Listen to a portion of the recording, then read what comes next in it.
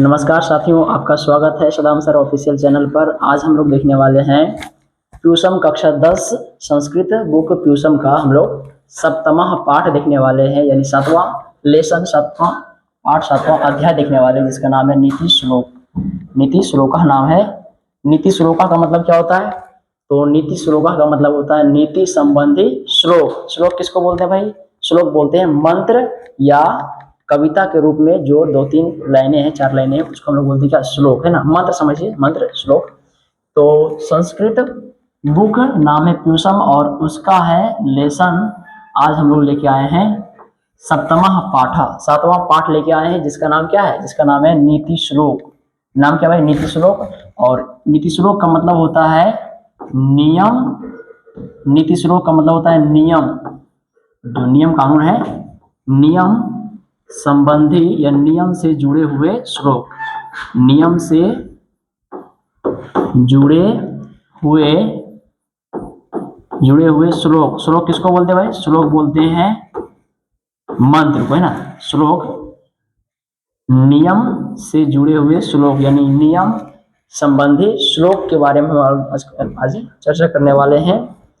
तो इससे ऑब्जेक्टिव पूछता है और सब्जेक्टिव भी पूछता है, लघु उत्तरीय प्रश्न में भी इससे सवाल दिया जाता है। तो कह रहा है, देखिए, तो कह रहा अयम पाठ सुप्रसिद्ध से ग्रंथ से महाभारत से उद्योग पर्वणः अंश विशेष अध्याय कितना से कितना 33 से 40 रुपये विदुर नीति संकलित। कह रहा है कि भाई यह जो पाठ है, अयम का मतलब यह, पाठ का मतलब लेसन, यह पाठ जो है सुप्रसिद्ध से ग्रंथ से महाभारत से उद्योग पर्वणः अंश विशेष। कह रहा है यह पाठ जो है, यह पाठ सुप्रसिद्ध यानी बहुत ज्यादा पॉपुलर, सुप्रसिद्ध ग्रंथ से महाभारत से उद्योग पर्वणः अंश विशेष। कह रहा यह पाठ जो है ये सुप्रसिद्ध ग्रंथ महाभारत के किस पर्व से? तो उद्योग पर्व से, या उद्योग पर्व के अंश विशेष। अंश विशेष मतलब विशेष अंश। अध्याय कहां से कहां? तो अध्याय है भाई आपका 33 से 40 रुपये के रूप में विदुर नीति में या विदुर नीति से संकलित है, लिया गया है।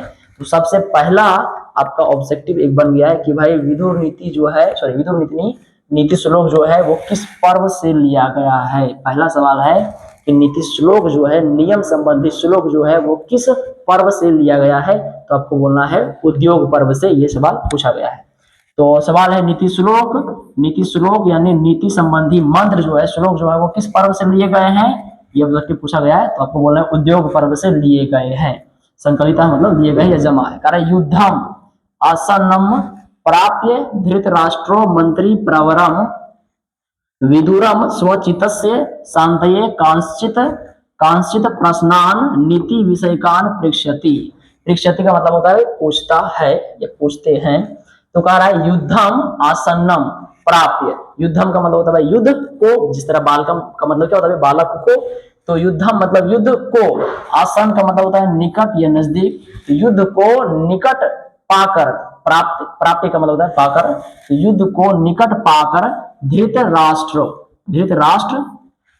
राजा के जो राष्ट्र के जो होते हैं मंत्री, ये जो राजा होते हैं, धृतराष्ट्र नाम है उनका, राजा का ही नाम है। राजा का नाम क्या है? धृतराष्ट्र। धृतराष्ट्र ने मंत्री प्रवरम का मतलब होता है जो श्रेष्ठ मंत्री होते हैं।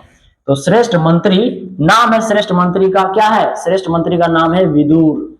विदुरम मतलब विदुर को। तो युद्ध को निकट पाकर धृतराष्ट्र ने श्रेष्ठ मंत्री विदुर को स्वचित से, अपने चित्त की या अपने चित्त के, चित्त बोलते हैं भाई मन, चित्त किसको बोलते हैं? मन। तो अपने मन की, स्वचित से अपने मन की, शांतये मतलब शांति के लिए, कांश्चित मतलब कुछ प्रश्न, कांश्चित मतलब कुछ, और प्रश्नान का मतलब होता है प्रश्न को। तो कुछ प्रश्नों को नीति विषयकान, नीति विषय से, नियम संबंधी विषय से पृच्छति मतलब पूछते हैं। तो कहां से पूछते हैं भाई? तो बोलेंगे धृतराष्ट्र जो है, ये जो राजा है धृतराष्ट्र, इन्होंने इनसे तो अपने श्रेष्ठ मंत्री मतलब कि भाई मंत्री प्रवरम, श्रेष्ठ मंत्री नाम क्या है? विदुरम। विदुर को अपने मन की शांति के लिए कुछ प्रश्न पूछे हैं। वो प्रश्न क्या है देखिए, तो कुछ प्रश्न पूछे हैं।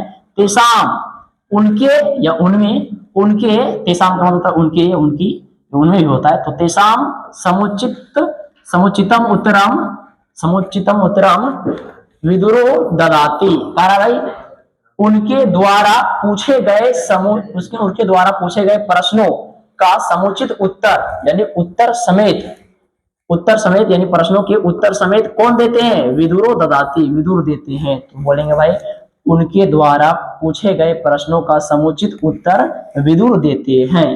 तदेव, तदेव का संधि विच्छेद क्या होता है भाई? तदा जोड़ एव। तदेव का क्या होता है संधि विच्छेद? तदा अजोड़ एव। हम आपको बताया भाई पिछले क्लास में एव का मतलब क्या होता है? ही। एव का हिंदी क्या होता है? ए ही। और तदा, तदा, कदा, सर्वदा, ये सब का मतलब, तदा का मतलब होता है तब, और कदा का मतलब क्या होता है? कदा का मतलब होता है कब। कदा का मतलब कब, और सर्वदा का मतलब होता है हमेशा। सर्वदा का मतलब हमेशा। तो कदा मतलब कब, सर्वदा मतलब हमेशा, और तदा का मतलब होता है तब। तब ही, या फिर बोलेंगे वही, तभी या वही प्रश्नोत्तर रूपम, वही प्रश्न उत्तर रूप, वही तदेव प्रश्नोत्तर रूपम ग्रंथ रत्नम विदुर नीति, विदुर नीति मतलब विदुर नीति में है। कराए वही प्रश्न उत्तर रूप ग्रंथ रत्न विदुर नीति है। तो मत सवाल है विदुर नीति क्या है? तो बोलेंगे विदुर नीति जो है वो प्रश्नों और उत्तरों का क्या है? एक ग्रंथ है। तो बोलेंगे प्रश्न उत्तर रूप ग्रंथ को क्या बोला गया है? विदुर नीति बोला गया है। विदुर नीति का मतलब है हो गया आपका क्या? तो जो धृतराष्ट्र जो कुछ सवाल पूछते हैं अपने श्रेष्ठ मंत्री विदुर से, उनके सवाल जवाब का क्या है? संग्रह है। संग्रह है भाई, जमा इसमें विदुर नीति नामक ग्रंथ है। फिर कह रहा है इयमपि, इयम का मतलब होता है यह। आप गौर कीजिए तो यहाँ पर इयमपि का संधि विच्छेद कीजिए, तो इयम और जोड़ अपि, तो बोलेंगे इयम, ये हो गया इयम और जोड़ अपि, इयम जोड़ अपि, तो हो गया इयमपि। तो इयम का मतलब होता है यह, इयम इदम का मतलब होता है यह, और अपि का मतलब होता है भी। तो कह रहा है यह भी, या फिर बोलेंगे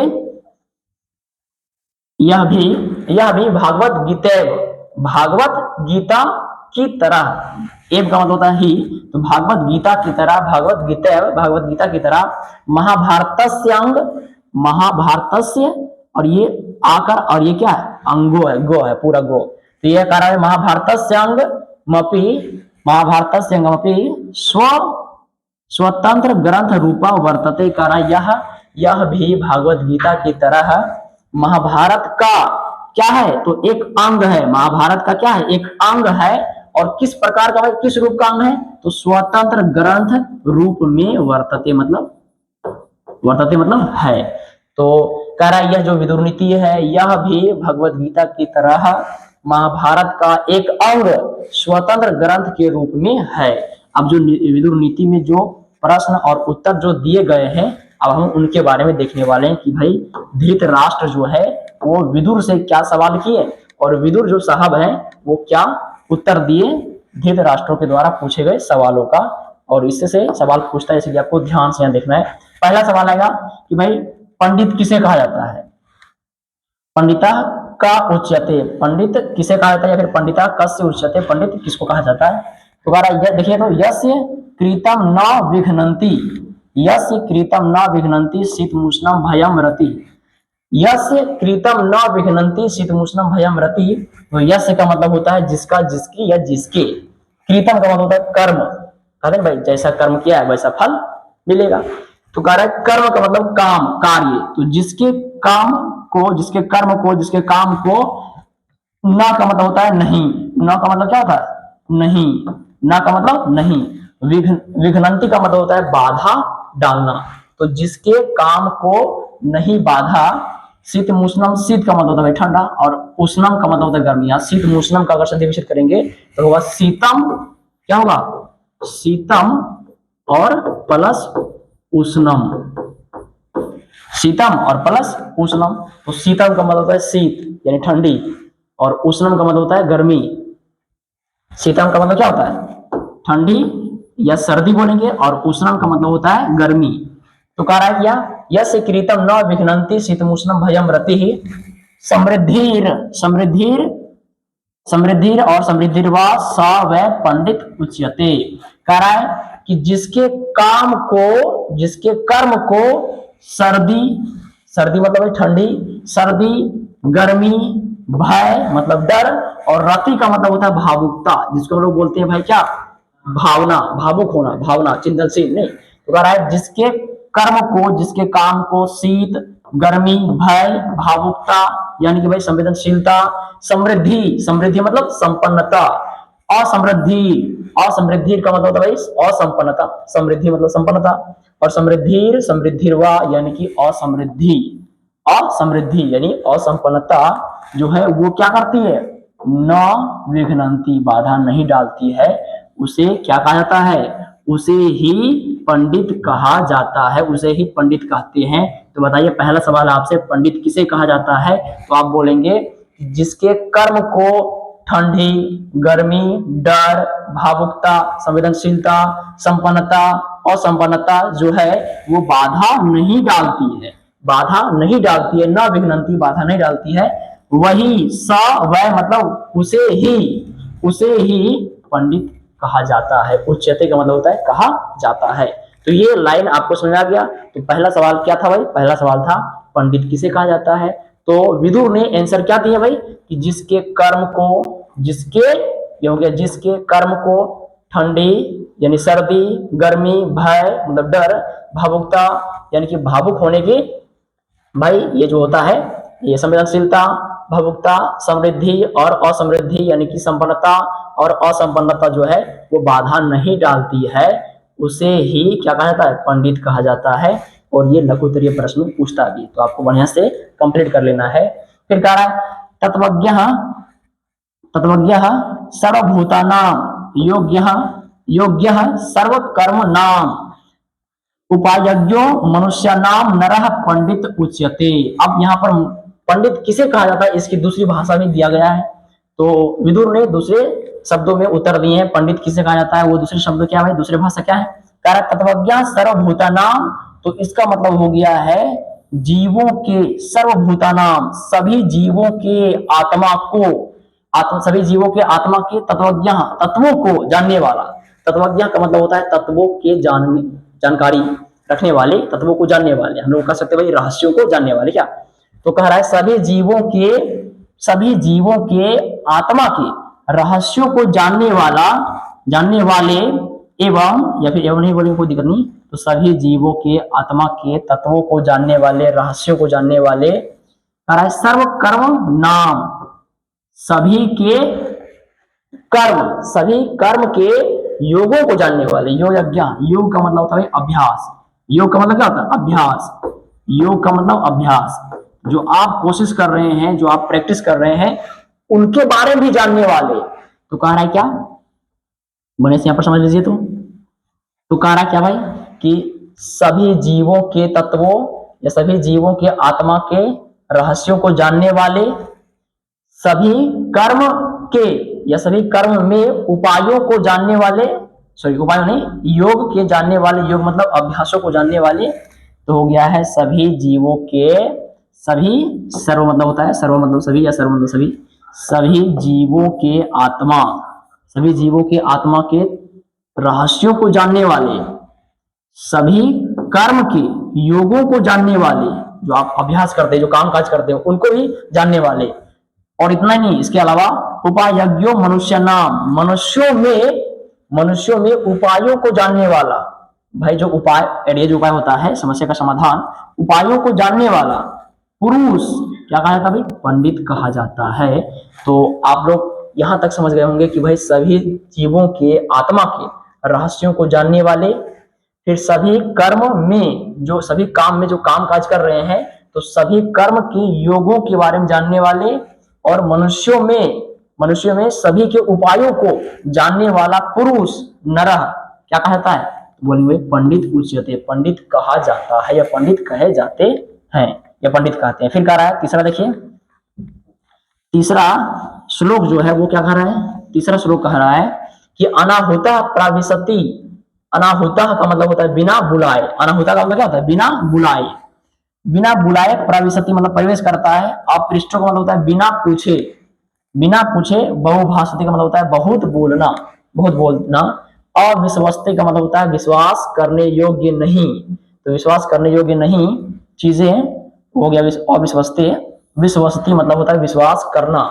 मूढ़ चेता का मतलब होता है मूर्ख। और नराधमा का मतलब मनुष्यों में जिसकी स्थिति नीच है। तो कह रहा है कि जो या फिर वैसा व्यक्ति जो बिना बुलाए क्या करता है, प्रवेश करता है। तो बोलेंगे बोलेंगे बोलेंगे वैसे व्यक्ति जो बिना बुलाए प्रवेश करता है, जो बिना बुलाए प्रवेश करता है, वैसे व्यक्ति जो बिना बुलाए प्रवेश करता है, बिना पूछे बहुत बोलता है, बहुत बोलता है, और विश्वास करने योग्य, विश्वास करने योग्य यानी कि जो विश्वास करने लायक नहीं है उस पर विश्वास करता है, ऐसे मनुष्यों में नीच लोग को मूर्ख कहा जाता है। इसलिए बगैर कहीं बुलाए आपको जाना नहीं। अगर आया भाई इनवाइट या आमंत्रित आया है कार्ड, तभी आपको जाना है। ये लाइन ही कह रहा है बिना बुलाए जहां इंसान जो जाता है बिना बुलाए, तो बिना बुलाए जो प्रवेश करता है, बिना पूछे जो बहुत बोलता है, और जो विश्वास करने योग्य चीज नहीं है उस पर जो विश्वास करता है, ऐसे मनुष्यों में नीच व्यक्ति को मूर्ख कहा जाता है। मूर्ख मतलब मूर्ख कहा जाता है। चलिए ये समझ में आपको आ गया होगा। फिर कह रहा है आगे क्या कह रहा है, देखिए कह रहा है एको धर्म। एको धर्म का मतलब होता है एक ही धर्म। एको का मतलब होता है एक ही, धर्म का मतलब जानते हैं धर्म, एक ही धर्म। परम का मतलब होता है सबसे बेस्ट, सबसे बेहतर। श्रेय का मतलब होता है श्रेष्ठ। हमारा एक ही धर्म जो है सबसे बेस्ट है, सबसे अच्छा है, सबसे श्रेष्ठ है। तो बोलेंगे एक ही धर्म सबसे श्रेष्ठ। क्षमयका शांति रुतमा, करा एको धर्म परम श्रेय। क्षमयका शांति रुतमा। क्षमय का मतलब होता है क्षमा। कैसा क्षमा भाई, तो एक ही क्षमा। तो क्षमा जो है वो शांति का एक उत्तम रूप है, एक अच्छा उपाय है। विद्येका, विद्येका मतलब विद्या। विद्या ही, विद्या से ही परमा तृप्ति, विद्या से ही परम तृप्ति की प्राप्ति होती है। तृप्ति का मतलब होता है संतुष्टि। तो आजकल इंसानों में लालची पूरा भरा पड़ा हुआ है, तो उसकी संतुष्टि कैसे होगा?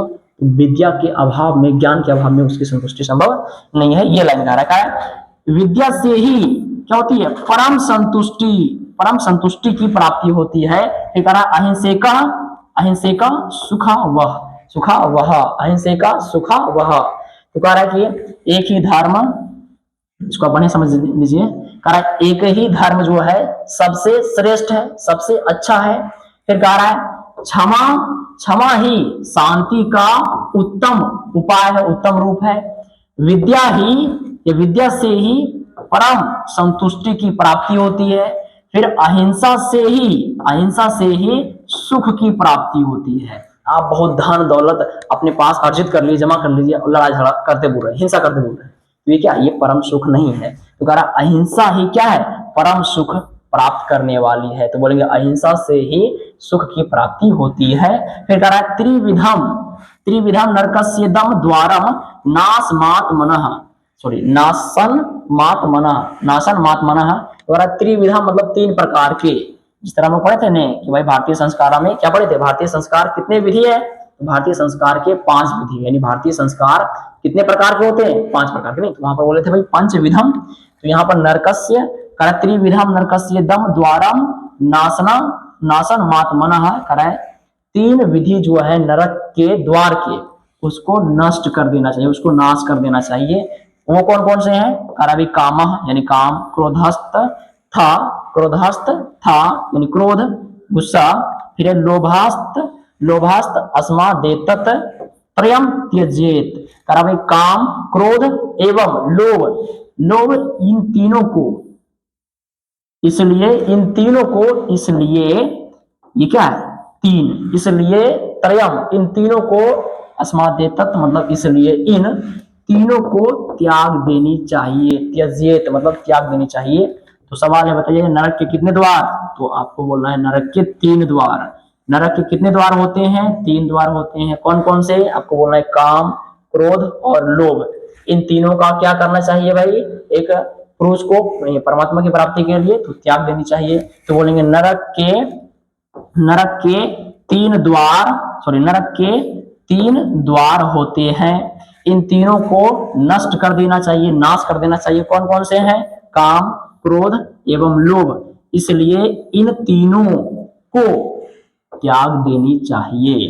फिर कह रहा है आगे देखिए, षड दोषः, षड का मतलब क्या होता है, षड का मतलब होता है 6, और त्रय का मतलब क्या होता है, त्रय का मतलब होता है 3, और ये त्रय का मतलब क्या होता है भाई, 3 है ना, त्रय का मतलब 3 होता है। तो कह रहा है षड दोषः मतलब 6 दोष पुरुषों ने है, यानी पुरुषों के द्वारा, हतव्य, हतव्य का मतलब नष्ट करना या मार देना, भूति मिक्षता, भूति, भूति मिक्षता का मतलब होता है ऐश्वर्य को चाहने वाली, भूति मिक्षता का मतलब होता है जो ऐश्वर्य को, जो ईश्वर की प्राप्ति करना चाहते हैं वैसे लोगों को, वैसे इच्छा रखने वाले लोगों को 6 दोषों को क्या करना चाहिए, 6 दोषों की हत्या कर देनी चाहिए। वो 6 दोष कौन कौन से है, तो वह 6 दोष है निद्रा, जो बहुत लंबे समय तक सोते हैं, 10 बजे उठते हैं, वो क्या है, वो भाई निद्रा से परेशान है, क्या निद्रा से, क्या भाई, तो वो निद्रा से क्या है, वो परेशान है नहीं।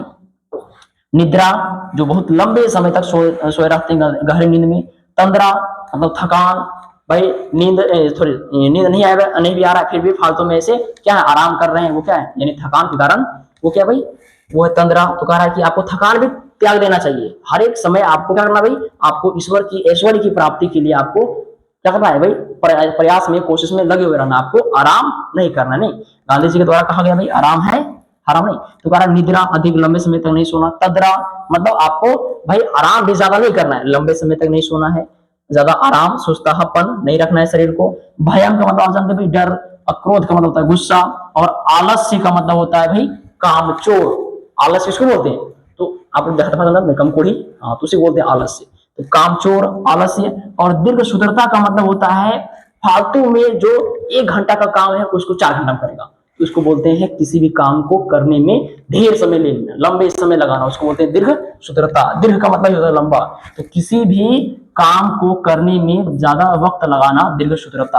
तो ये 6 दोष हैं जो पुरुष ईश्वर की, ऐश्वर्य की प्राप्ति करना चाहते हैं कि भाई हमको परमात्मा की प्राप्ति हो, हमको परम ज्ञान की प्राप्ति हो, तो उन पुरुषों को कितने दोषों की हत्या कर देनी चाहिए भाई, तो 6 दोषों की। कौन कौन सी, निद्रा अधिक लंबे समय तक सोना, फिर तद्रा भाई आराम करते रहना, भय क्रोध, भय मतलब भाई डर, क्रोध मतलब गुस्सा, और आलस्य मतलब वही कामचोर जो कोढ़ीपन होते हैं, और दीर्घ सूत्रता मतलब 1 घंटे के काम को 4 घंटा में करना जानबूझ के नहीं, जो कि दीर्घ सूत्रता। तो बोलेंगे कि वैसे पुरुष जो ऐश्वर्य को प्राप्त करने वाले होते हैं या ऐश्वर्य को प्राप्त करने की इच्छा रखते हैं, वैसे पुरुषों को 6 दोषों की हत्या कर देनी चाहिए, जैसे में निद्रा, तंद्रा, भय, क्रोध, आलस और दीर्घ सूत्रता। इन सबों का मतलब बता दिए, आपको याद रखना है। और ये पूछा गया है कि भाई ऐश्वर्य की प्राप्ति करने वाले पुरुषों को कितने दोषों की हत्या कर देनी चाहिए, तो कितने दोषों की भाई, तो ऐश्वर्य को प्राप्त करने वाले, परमात्मा को प्राप्त करने वाले पुरुष जो हैं उनको 6 दोषों की हत्या कर देनी चाहिए।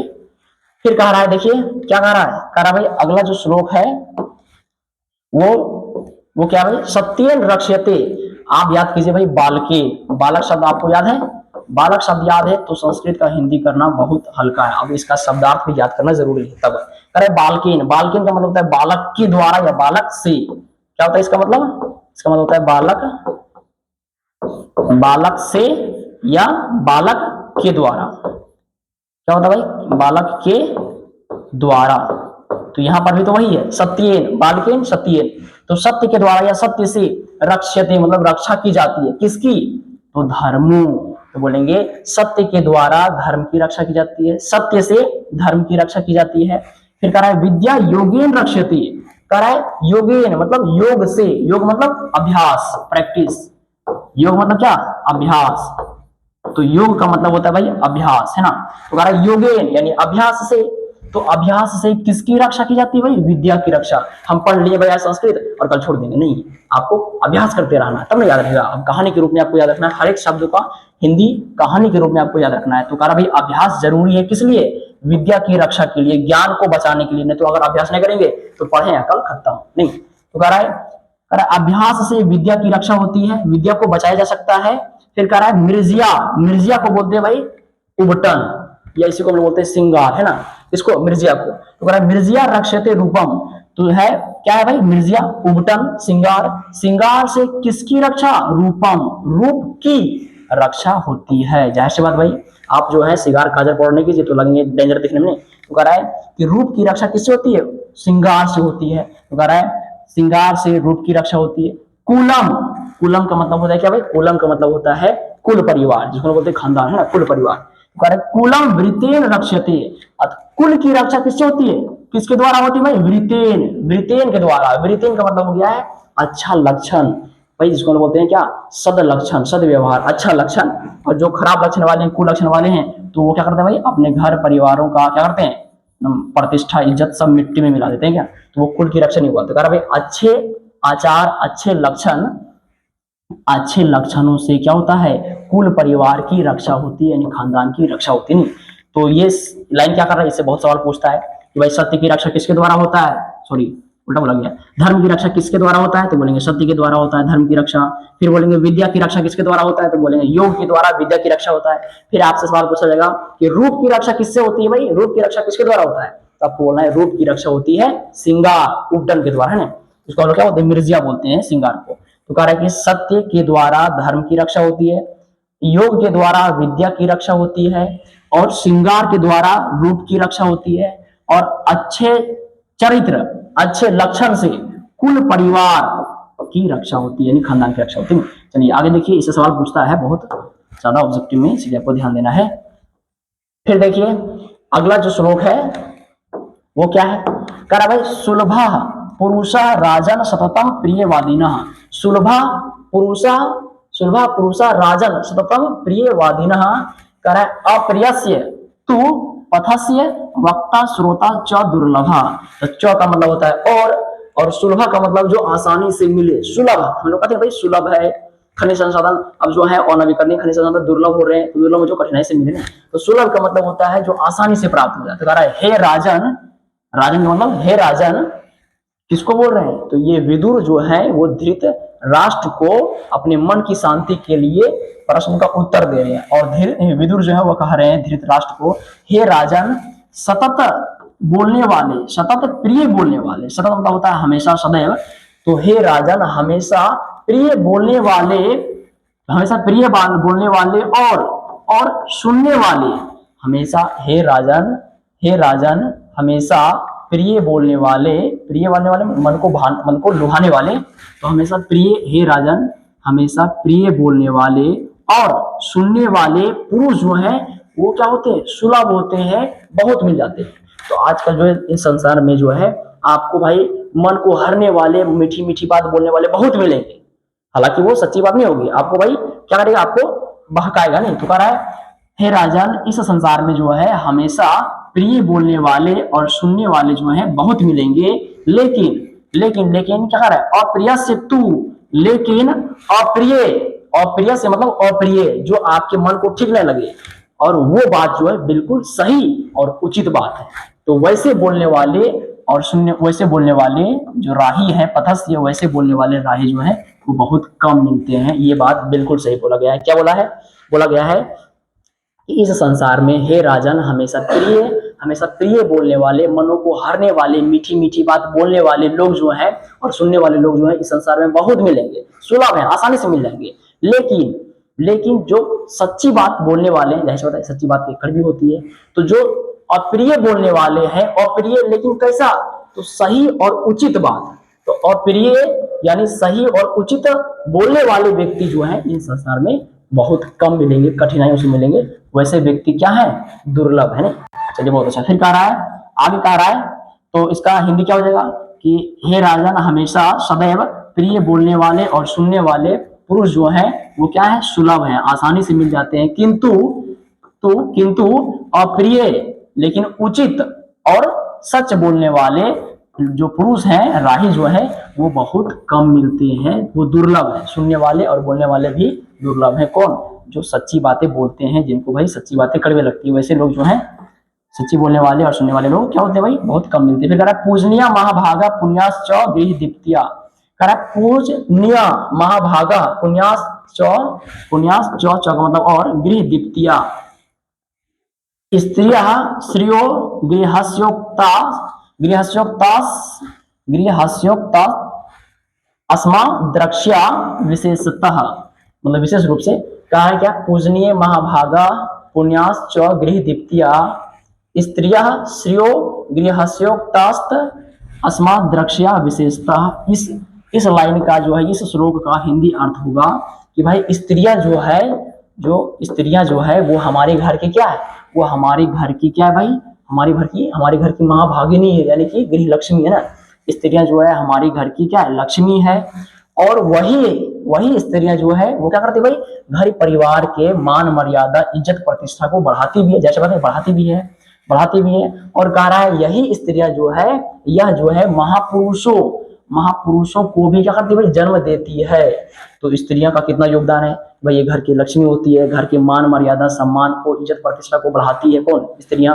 और यही स्त्रियां घर में महापुरुषों को भी जन्म देती है। और इतना ही नहीं, कह रहा है इस कारण से इन महत्वों की दृष्टि से जो स्त्रियां हैं वो विशेष रूप से क्या है, विशेष रूप से क्या है भाई, तो विशेष रूप से रक्षा करने योग्य होती है। तो ये लाइन आपको क्या कह रहा है, ये लाइन कह रहा है स्त्रियां जो है वो घर की लक्ष्मी होती है, ये बात बिल्कुल सही भाई। भारत की संस्कृति में स्त्रियां जो है घर की लक्ष्मी होती है, और यही स्त्रियां घर की प्रतिष्ठा इज्जत मान मर्यादा को भी बढ़ाती है। और यही स्त्रियां जो है वो घर में महापुरुषों होनहार महापुरुषों को जन्म भी देती है। और इस रूप से स्त्रियों का रक्षा करना हमारा कर्तव्य होता है।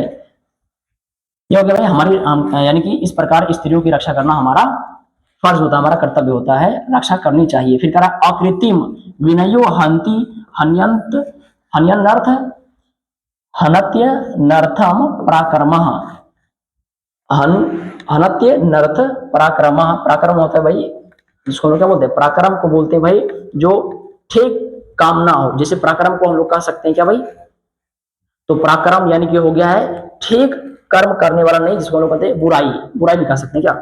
पराक्रम का मतलब बुराई, या फिर बोल सकते हैं भाई बदनामी। पराक्रम का मतलब क्या होता है, बदनामी भी होता है। तो कह रहा है अकृत्रिम विनयो हंति, अकृति विनयो हंति। अकृति किसको बोलते हैं भाई, अकृति किसको बोलते हैं, तो अकृति बोलते हैं भाई जो होती ना, क्या होता है भाई, जो इंसल्टी जो होता है, ये क्या बोलते हैं उसको, बदनामी। आकृति मतलब बदनामी होता है। और पराक्रम का मतलब भाई सही कर्म नहीं, पराक्रम का मतलब तभी अनर्थ, अनर्थ नहीं खराब कर्म नहीं, पराक्रम। हम लोग कहते हैं भाई ये राजा जो है वो पराक्रमी है, तो पराक्रम का मतलब है खराब कर्म करने वाले नहीं, पराक्रम। तो आकृति का मतलब हो गया बदनामी यानी बेइज्जती।